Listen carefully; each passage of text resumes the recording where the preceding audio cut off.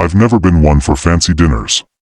The kind where you're expected to know which fork is for the salad and which is for the dessert, where the napkins are folded into swans, and everyone sipping wine like they're auditioning for a movie about rich people.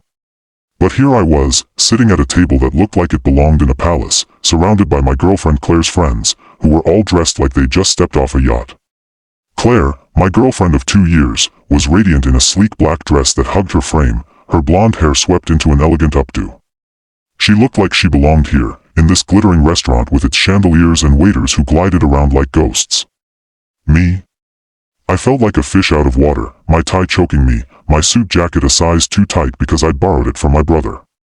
And then, just as the appetizers arrived, Claire leaned over, her perfume tickling my nose, and whispered, "Don't embarrass me tonight."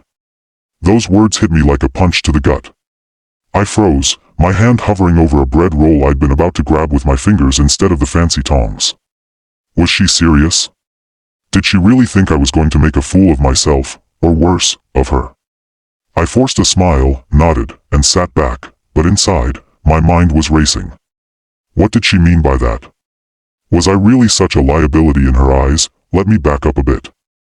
My name's Ethan, 28 years old, a graphic designer who works from a cluttered apartment and prefers dive bars to places like this, Lucille, a French restaurant so exclusive it didn't even have a sign outside.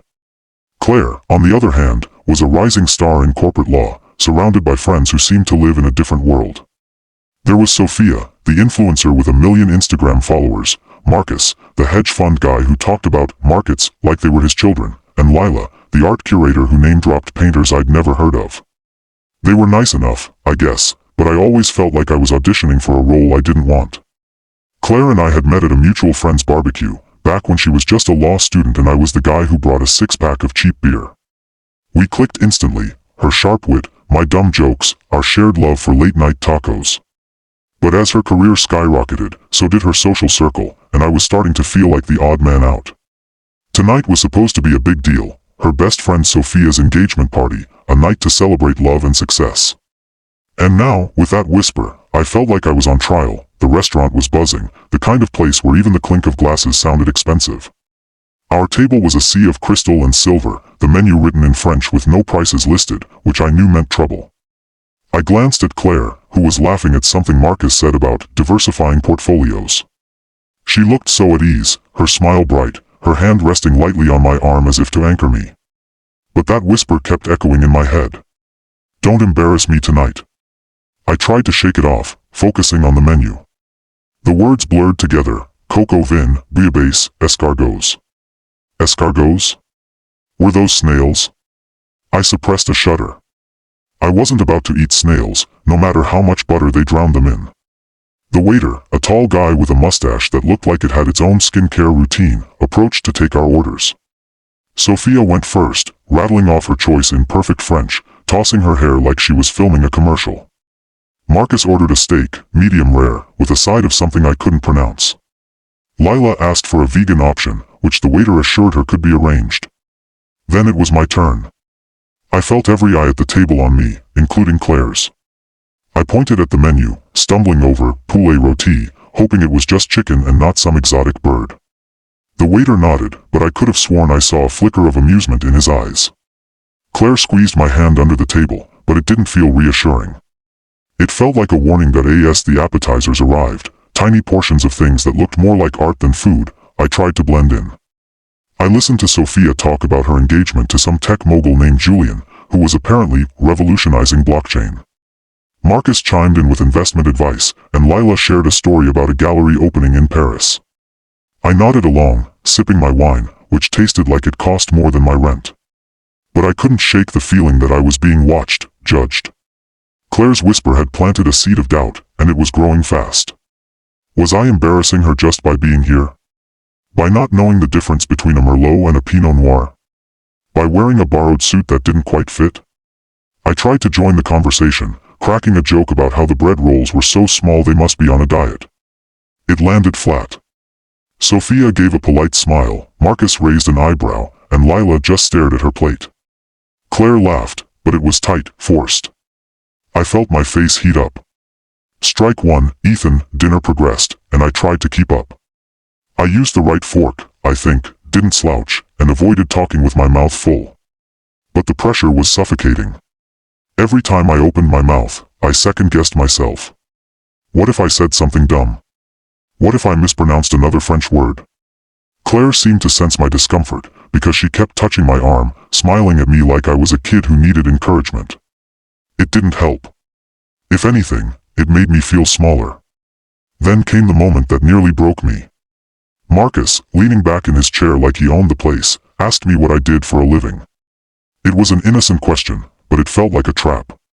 I'm a graphic designer, I said, keeping it simple. Mostly freelance, some branding, a bit of web design. Marcus nodded, but his smile was patronizing. That's cool, man. So, like, logos and stuff? Must be nice to have a creative gig.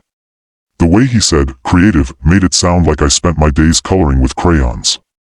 Sophia jumped in, asking if I'd ever designed for anyone big. I mentioned a couple of local businesses, a startup that got some buzz, but I could tell they weren't impressed. Claire chimed in, saying, Ethan's work is amazing. He's got such a unique style. But her defense felt like pity, and it stung. The conversation shifted to travel. Sophia's trips to Bali, Marcus's ski chalet in Aspen, Lila's summer in Tuscany. I had nothing to contribute. My last trip was a weekend at my cousin's lake house, where we drank beer and played cornhole. I stayed quiet, picking at my chicken, which was delicious but so small I was still hungry. Claire glanced at me, her eyes soft but worried. I wanted to tell her I was trying, that I didn't want to embarrass her, but the words wouldn't come. Instead, I excused myself to the bathroom, needing a moment to breathe. The bathroom was as fancy as the rest of the place, marble counters, gold faucets, a guy handing out towels like it was a spa. I splashed water on my face, staring at my reflection. I didn't recognize the guy looking back at me. Who was I trying to be tonight? And why did it feel like I was failing? When I returned to the table, dessert was being served, some kind of chocolate thing that looked like a sculpture. Sophia was in the middle of a story about her engagement party planning, and everyone was hanging on her every word. I tried to focus, but my mind was elsewhere. Claire's whisper had cracked something open inside me, a fear I'd been ignoring for months. Was I enough for her? Was I holding her back? Her world was so different from mine, so polished and ambitious. I loved her, God, I loved her, but what if she was starting to see me as a liability? As someone who didn't fit? The thought made my chest tight. I glanced at her, laughing with her friends, and felt a pang of something I couldn't name. Jealousy? Insecurity? Both. The night dragged on, and I did my best to play the part. I smiled, nodded, even managed a few comments that didn't fall flat. But the whole time, I was hyper-aware of Claire's eyes on me, like she was waiting for me to mess up. When the bill came, Marcus insisted on covering it, waving off protests with a grin that said he enjoyed flexing his wealth. I mumbled a thank you, feeling like a freeloader. As we stood to leave, Claire slipped her arm through mine, her smile warm but guarded. You did great, she whispered, but it didn't feel like a compliment. It felt like relief. Like she'd been holding her breath all night, waiting for me to prove her wrong. We said our goodbyes, and I managed to shake hands with Marcus and hug Sophia and Lila without tripping over my own feet. But as we stepped out into the cool night air, I felt like I'd just survived a battlefield that I and the cab ride home. Claire was quiet, scrolling through her phone. I stared out the window, the city lights blurring past. I wanted to ask her about the whisper, to demand why she felt the need to say it. But I didn't. Instead, I reached for her hand, and she squeezed it back, her thumb brushing over my knuckles. It was a small gesture, but it grounded me. Maybe I was overthinking it. Maybe she hadn't meant it the way it sounded. But deep down, I knew something had shifted tonight. That whisper wasn't just a warning, it was a sign. A sign that Claire and I were standing on shaky ground, and if we didn't address it, we might not make it. As the cab pulled up to our apartment, I made a silent promise to myself. I wasn't going to let this night define me. I wasn't going to let Claire's world swallow me whole. But how? That was the question I couldn't answer.